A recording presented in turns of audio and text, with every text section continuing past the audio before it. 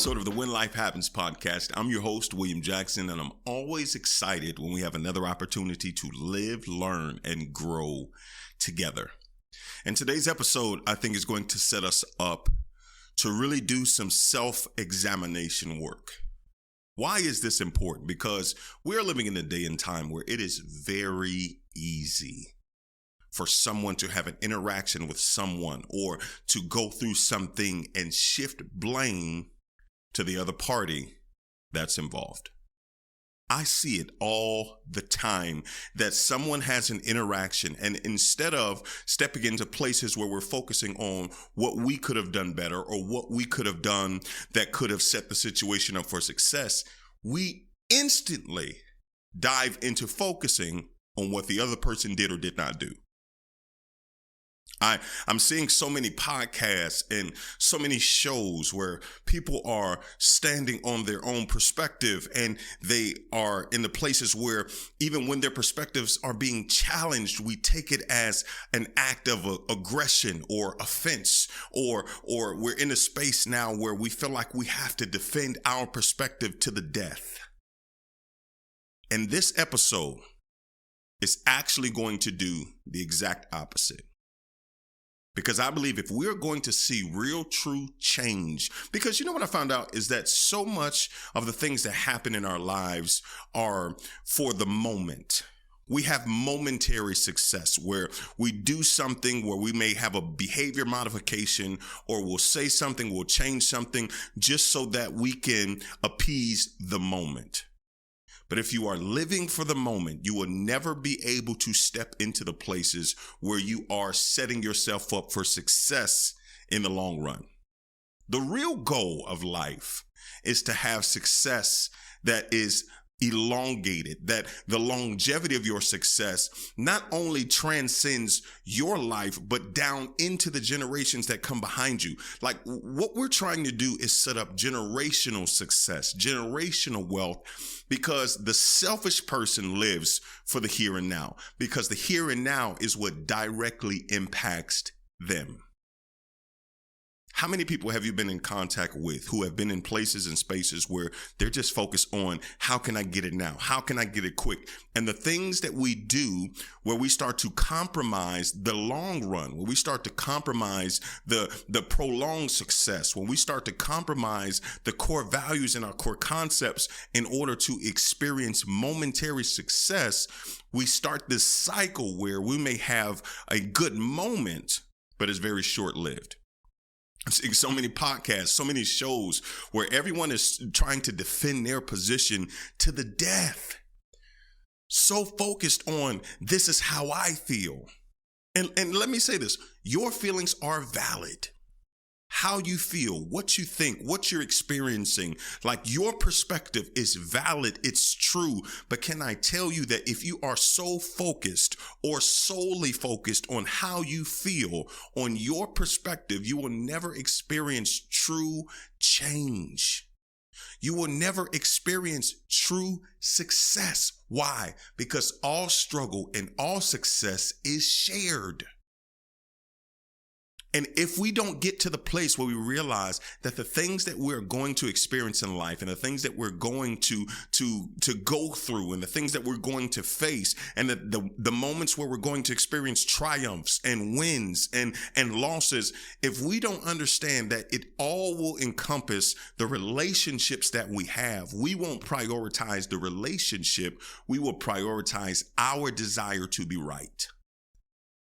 And whenever we're putting our desire to be right over the desire to maintain effective relationships, we will start to compromise the credibility of what we stand on in our relationships so that we can get the upper hand. I see so many conversations are being had where people are so focused on power positions. How can I get the upper hand? How can I get to a place now where I have the leverage? It's not even about collaboration. It's not about finding places where we can find common ground or commonality, because that is where we can actually accomplish something great. When we're in places and spaces where we're seeking out the common ground, where we're trying to figure out how can we get to a place where we both understand each other, where we're listening to understand and not listening to respond. When we're engaging with an open heart and an open mind, when we start coming into conversations open instead of guarded, this is how we start to see change. But the societal norm is pushing, stand your ground, maintain your position. Don't let nobody tell you otherwise. How you think and how you feel is the only gospel that matters. And I'll tell you, you may experience levels of success, but selfishness would only get you so far. Because eventually you'll realize that everything that happens in life has a relational aspect to it. So we're going to talk about a concept that I believe needs to be the focal point of majority of conversations now. I'm watching podcasts and shows and all of these people who are talking about the things that they want to do, the things that they want to build and how they want their lives to be and how many children they want. And it doesn't matter who it affects because this is what I want. And today's topic, we're going to talk about how maybe the things that you want could possibly be the problem. Here's the truth. If we don't start first looking in the mirror, everything that we try to do will be through a fragmented lens of perspective. What if it's me? How many times have we gone into situations? How many times have we stepped into arguments or stepped into altercations and we're so focused on what the other person said or did that we don't pause? I tell you all the time that the science says that within 7 seconds, your brain goes through 11 different impressions. If we aren't able to pause and we aren't able to check how we're thinking and how we feel and to start with the fact that, let me start with me first. Because here's the truth. If we can't see what we have done within the situation, we will always perpetually present this victim mentality. It's not until we can come face to face to ask the question, what if it's me? What if we started all of our altercations or difficult conversations with the thought process of what if it's me? What if I'm the problem? What if I'm in a situation now where the culmination of these events are attributed to all of the small things that I did or didn't do, the opportunities that I didn't seize, or what if it's I'm in this place and season now because I said something wrong or I perceived something wrong. What if it's me? This is so different from what society is pushing because everyone wants to focus on what is bothering me, what happened to me, what you did, what you said. But if we are going to see change, if we are going to get to the place now where we don't repeat the same thing because so many cycles are had and continue to be had and continue to be embraced because we won't stop and change the things that keep the cycle alive. We won't stop and say, okay, let me just pause for a second. Let me just hold on. And before I respond, let me go inward and ask the question, what if it's me? What if I'm the problem? And I start looking inward first, because if I start with me, then by the time I get to you, my conversation with you will be laced with grace. If I start with me, by the time I go through all of the things that I could have done better, that I could have just maneuvered or said something different or acted in a different way that created spaces now for us to collaborate and to be able to communicate effectively. If I start there, by the time I get to you, guess what? All of the aggression, all of the frustration, all of the things that I would have normally initially responded with have subsided because I put that energy into me first. If we started going into difficult situations, asking the question, what if it's me? What if I'm in a place where I could have done something different? Can you imagine how powerful that energy would be? If we just started with ourselves, not in a self-deprecation way or not in where you're starting to beat on yourself and you're starting to minimize who you are, but just taking an honest assessment. Because the people who have an inability to look at themselves think they're always right. And if you think you're always right, guess what? Your response is going to always be wrong. Because if you have no flaw, if you have no space where you consistently can actually see, well, maybe if I did this, then we would have had a different result, then you're only looking through the lens of what happened to you. And you can't do what you need to do and be who you need to be to make sure that this doesn't happen again if you can't first start with the perspective of looking at yourself. Because even in a situation where you are right, guess what? There's still room for us to grow. Even if you're right in the situation, which a lot of times this is where people have the issue, is that if I'm right, and everybody in today's world believes that they're right.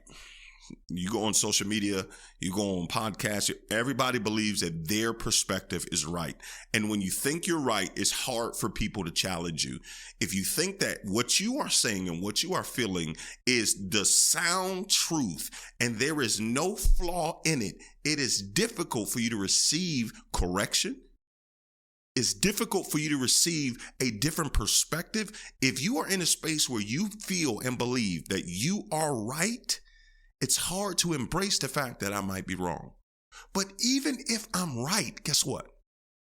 I could still go back and see that even me being right, maybe if I would have shifted my presentation of the correct information that I have, it might have been received better. Or maybe if I would have just listened to hear basically what the person is feeling versus the words that are being said, then I probably could have found the crack or that created the breach in our communication. And then guess what? Now we can step into reconciliation. But what happens is people feel like when I'm right, if my stance is right and I have the right information, then it doesn't matter if my presentation is wrong. But if we start getting to the place now where we're saying, what if it's me? What if I'm wrong? What if I've been thinking about this my entire life the wrong way? I hear people say all the time, well, I've been thinking like this. I've been doing this. This is who I am. I've been doing this for 40 years. Imagine doing something wrong for 40 years, but you've adopted it in such a way that no one can even challenge the perspective. And you spend the rest of your life pushing people away because you want to stand on your truth instead of finding opportunities to seek out the truth. What if it's me? If you think about the conflict in your life and you think about the places where things are a little bit tight, can you just stop for a second and just start to look inward to see if maybe I could have done something better? Even if I'm right, what could I have done that created spaces of collaboration? What could I have done to prevent this blow up? What could I have done that creates a preventative measure? Because if I can find those nuances, then what happens is now in the next situation, I can be proactive in my approach because I remember and I've taken note of what I could have done better. People who continue to go through the same things and the same cycles, they haven't stopped and taken a moment to extract the lesson, to learn it, and then apply it. What if it's me? How do you get to a place now where you're able to figure out if you are the problem? And what do you do if you realize that you are the problem? Well, the first thing that you have to do, if you see and now take inventory that it could be you, that maybe my presentation was off. Maybe how I was thinking was off. Maybe I wasn't in the thought process that I should have been in. And maybe I've been adopting behaviors because of how I grew up. And that doesn't make it right. It just makes it how I was raised. And we start to force our perspective and the way we were raised and our lifestyles on other people. And here's the real truth is that everybody has a story. Everybody has a life. Everybody has something that makes them who they are within their unique aspect of themselves. But if we can't get to the place where we are now curious, we will remain critical.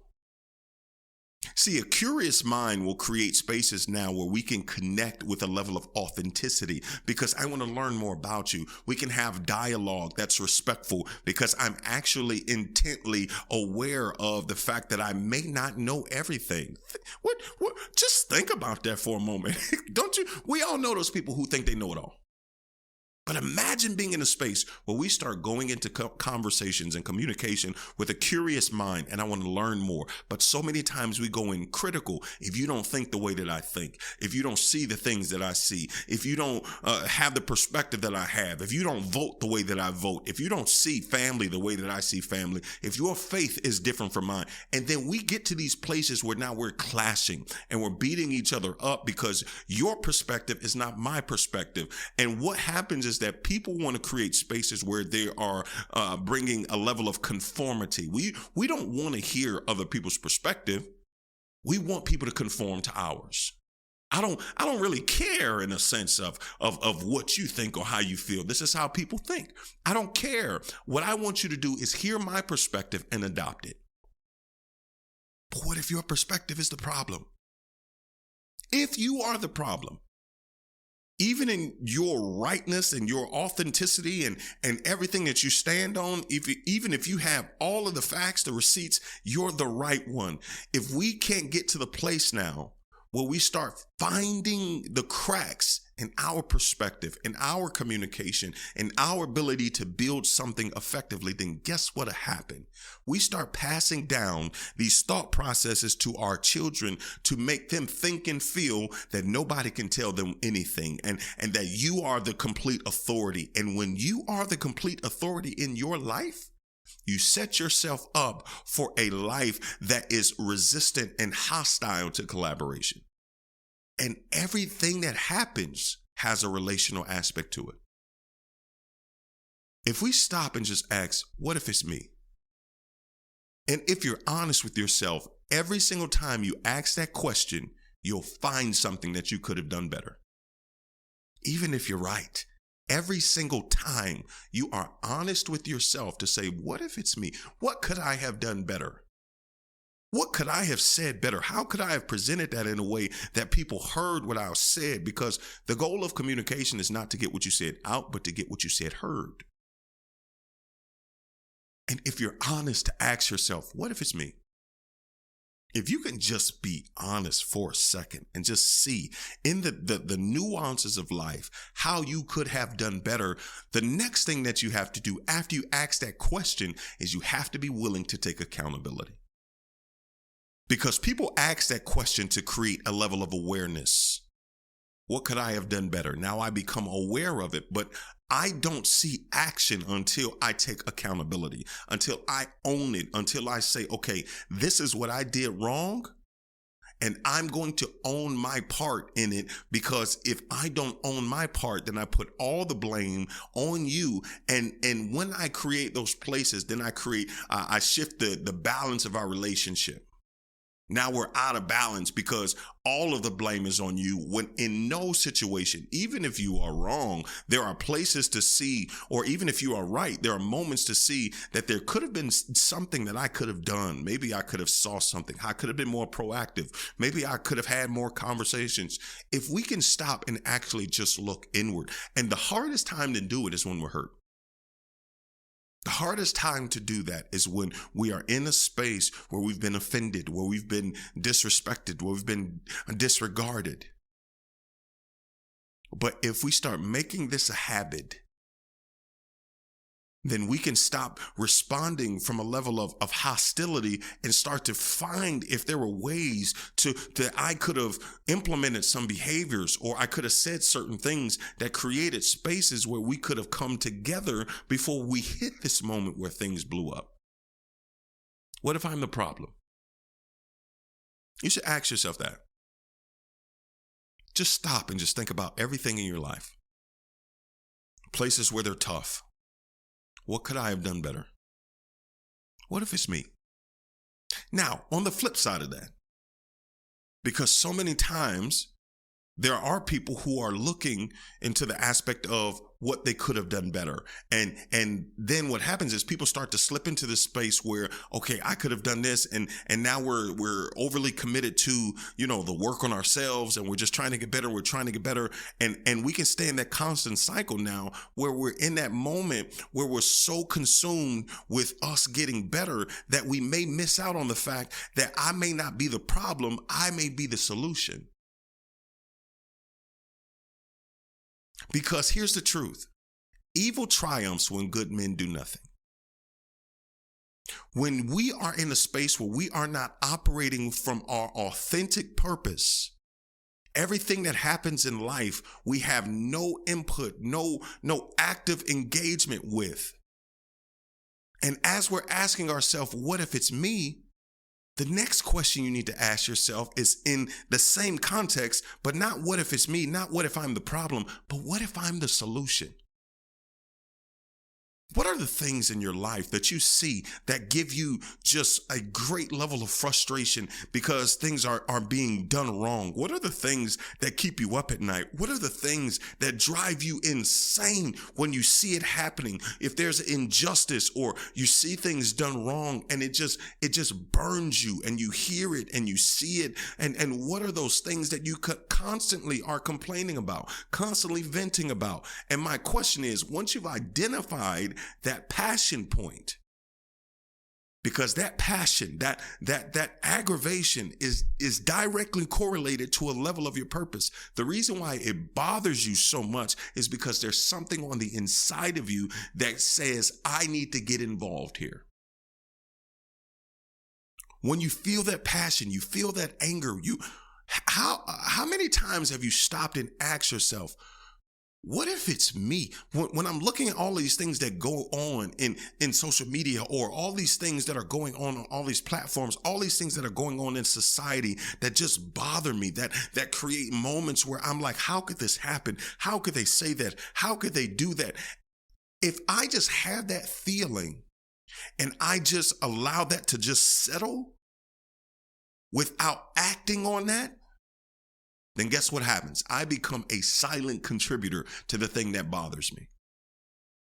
I become a silent contributor to the thing that aggravates my soul. Because if it bothers me that much, something inside of me is going off like a beacon, an alarm to say, hey, do something, say something, say something.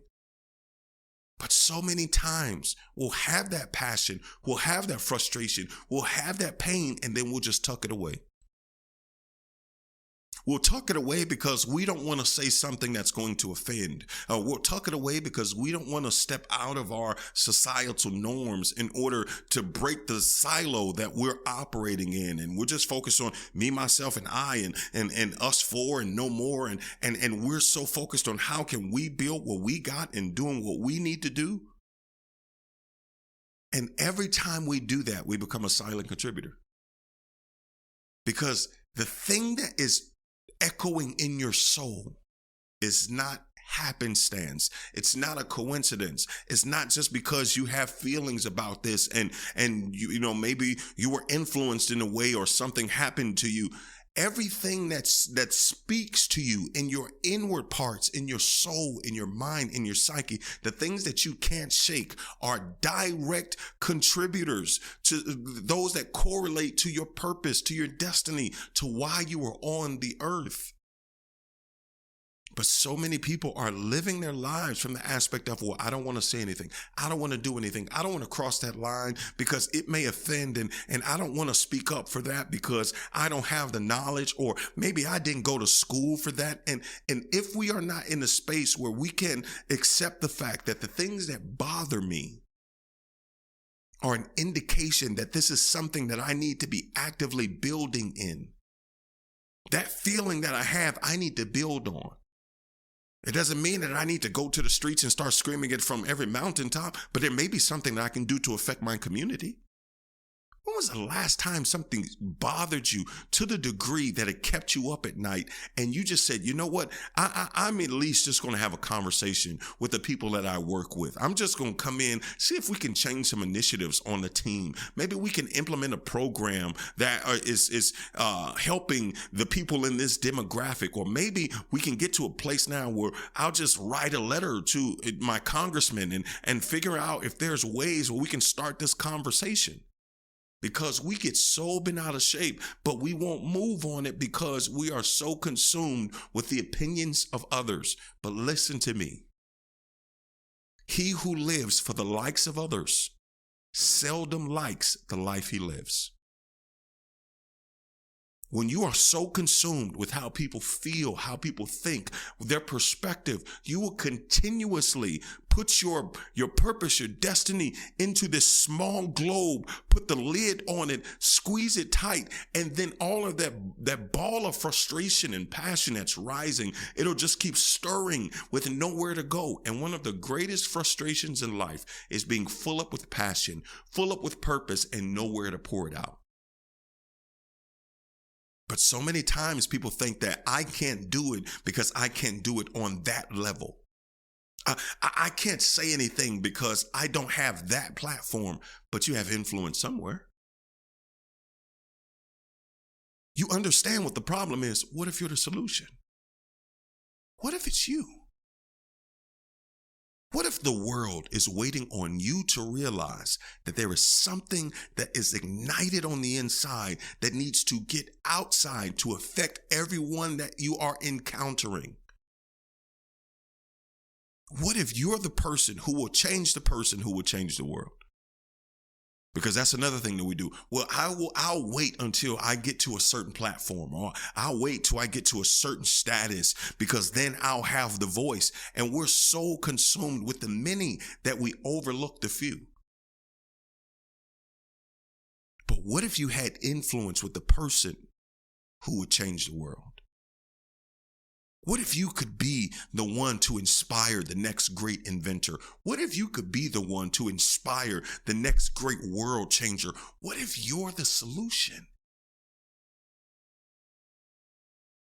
Because as soon as you identify that there may be areas in you where you can step in right now and start to accomplish the things that no one else could accomplish, because you have your own, just like you have your own individual fingerprint, you have your own destiny print that needs to be left on the world. And the things that you can do they can only be done by you. But if we don't get to a place now where I start to see and actually go into my perspective and understand that maybe I could be the solution, then guess what happens? I'll fuss, I'll complain. But because I won't do anything, it'll just keep happening. And the more it happens, the worse it gets. How many times have you just sat there and got frustrated about something and wanted something to change, but did nothing about it? What if it's me? What if it's you? What if you are the solution?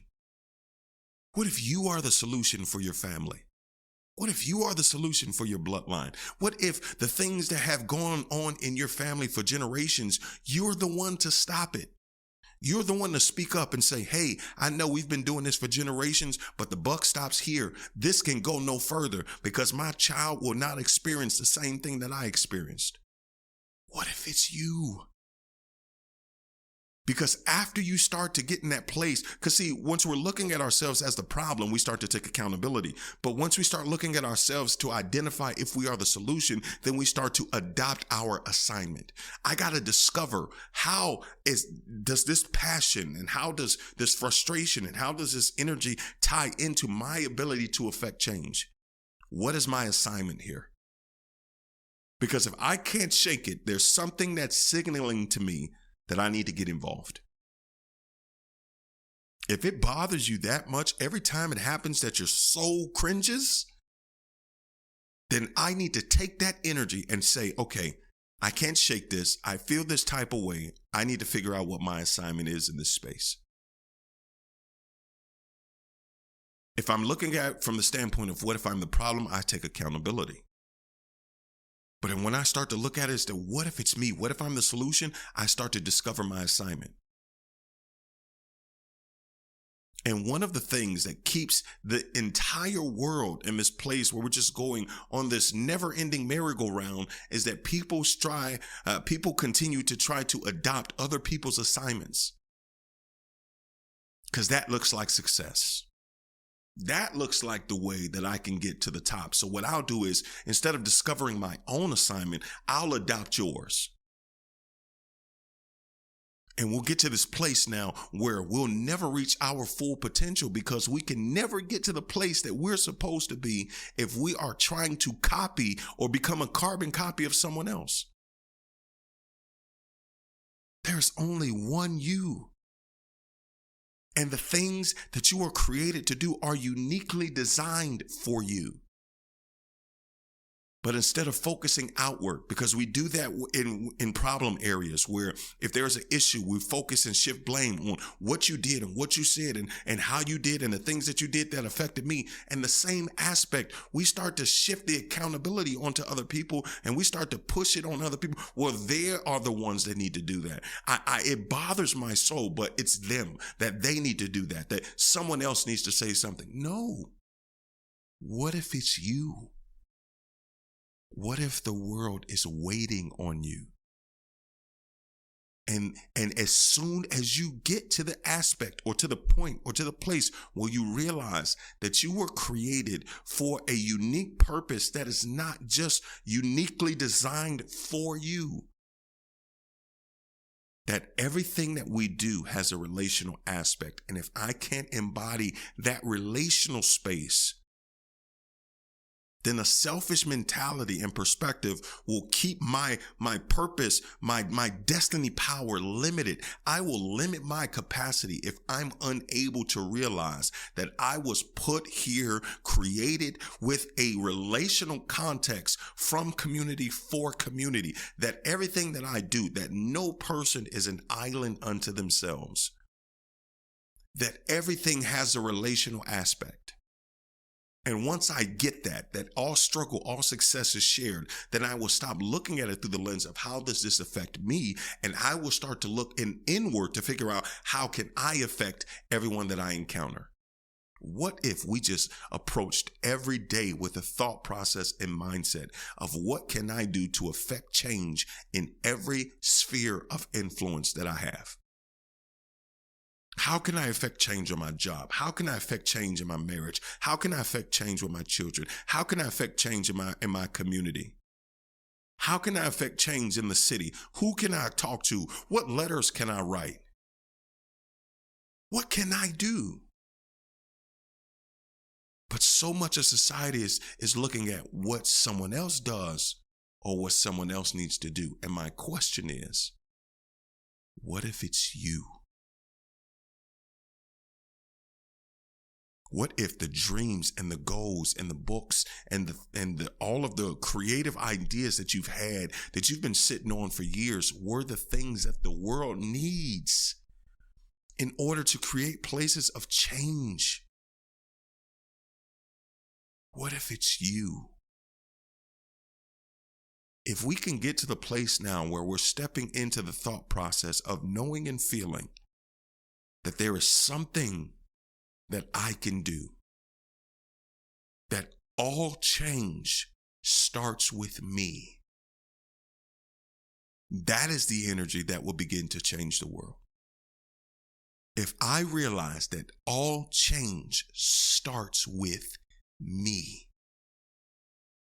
then I would become intent on making sure that I am working on me daily to become the best version of myself, so that I don't step into a place where I'm inadvertently or unconsciously creating problems, and I'm always in a place where I'm ready to step into a moment to become the solution.